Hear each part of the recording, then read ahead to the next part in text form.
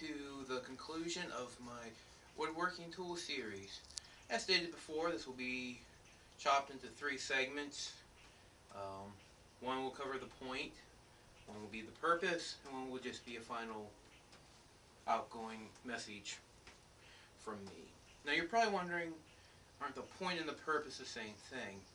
Well, what I'm talking about is, the point is what I want you to walk away with. The purpose is my internal motivation for doing this. So, maybe not what most people would consider a difference, but it's a difference to me. So, alright, if you made it this far, you're probably going, expecting me to tell you what to buy, how to set up your own shop. It's the logical conclusion. Well, here's the deal. I can't tell you how to set up your shop. No one can.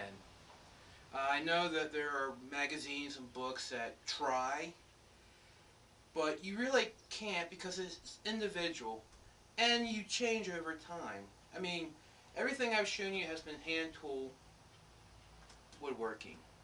When I first took carpentry and cabinet making back in the early 1990s, I loathed and detested hand tools. I avoided them like the plague. And it was really until the mid-2000s when I really started to have a change of heart about hand tools. So who you are will change as a woodworker. So the person you are now won't be who you are later on. And you'll grow and you'll change. You'll buy tools. You'll sell tools. It's inevitable. Nobody goes through this without making mistakes, making unnecessary purchases. It's just part of it. But what I would like you, if you're going to set up a shop, give you 3 things to think about. One is budget. All tools cost. Even if you decide to go bare minimum tools, cheapest price, they're still going to cost. And it's easy to get a lot of money wrapped up into them. And then you have the other things like glue, nails, screws, hardware, sandpaper, finishing, stains, paints, urethanes. So it can be very expensive. So you have to take your budget into account. Next is space. Where are you actually going to do this at? My location has changed 3 times since I've started home woodworking. If you don't have a space lined up, you're going to have to get a space, which goes back to budget.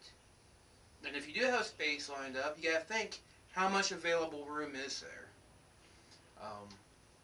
When I first started, my mom was gracious enough to let me use her basement because at the time I was living in a 1-bedroom apartment. Then I bought a house. We used the basement, which was pretty big, and I expanded a lot. I got a lot of machinery. But it was so loud, so noisy and dusty that, my wife actually forbid me to use certain machines when she was there. I was forbidden from using my planer and my router. So I got this standalone shop now, which is nice, but it still doesn't have enough room for me to use my machines effectively, which is why I'm considering just selling them, going straight to hand tool. I like my machines, but, I just don't have the space for them. And it did cost to have this built. So, and another thing you have to think about is what your mentality is. How you are as a person. Do you need the biggest, the best, the newest, most expensive of anything? Or are you the type of person who, if you buy something, then you see it on sale for like a cent cheaper, you're bashing your head against the wall because you spent that extra penny? That's another thing to consider. Are you the type of person who likes to get from point A to point B as fast as possible, and only if you have to? Or are you the type of person who likes to go out and just take journeys with no point, no end, just to go? These will also affect the tools you use. Also, do you like new? Or do you like, being the first link in a chain? Or do you like buying antique tools and being another link in the chain. Psychology really does play a part in the shop you make. Actually, I think it's secondary only to budget. And these are the things that you should consider when setting up your own shop. And if you are honest with yourself about your budget, your space, and your psychology, you should have a pretty good idea of where you should go. Now, obviously, this is hand tool, so you still might want to know, what are the necessary, are there any necessary tools? Well, it's kind of a paradox in that no single tool is necessary, but tools are necessary. To work wood, you need something to shape it, to dimension it, to shape it, and to join it. As long as you have tools to do that, whether they're antique hand tools or brand new machine tools, the wood doesn't care. So it's all what you think in your head. Also, it all depends what you mean by need. I built plenty of pieces of furniture, making rabbits and dados with saws and chisels.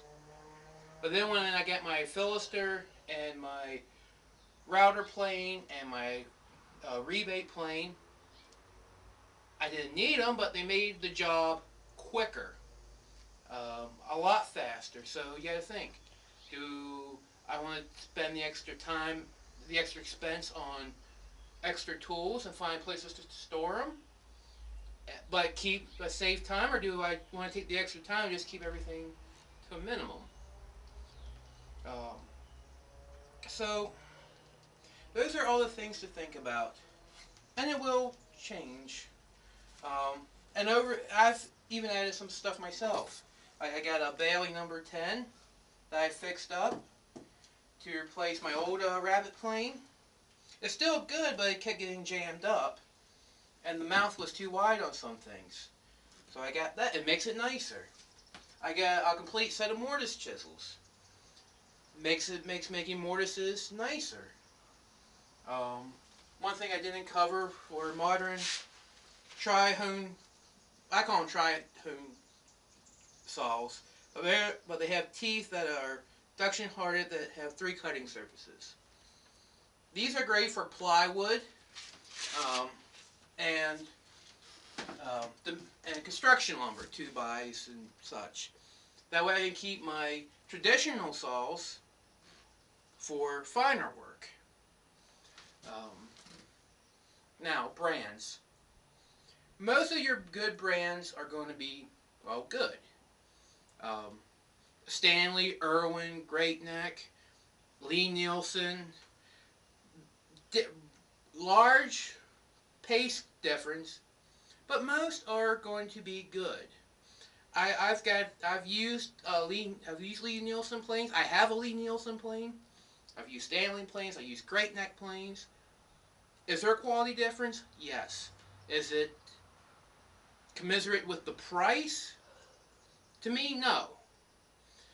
And any tool can be tuned and made to work well.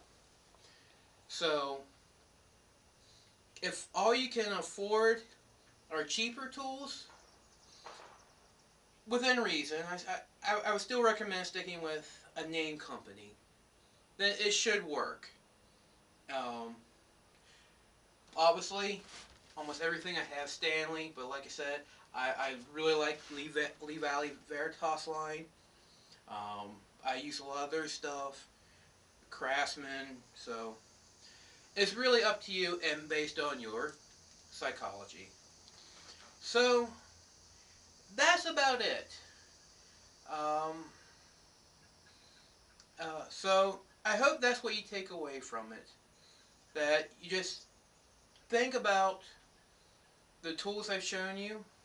Think about what appeals to you. Consider the 3 main: your budget, your space, your psychology, and then apply that if this is something you wish to pursue. So that's my point. The purpose will be next time. So until then, thank you. See you. Love you. Bye.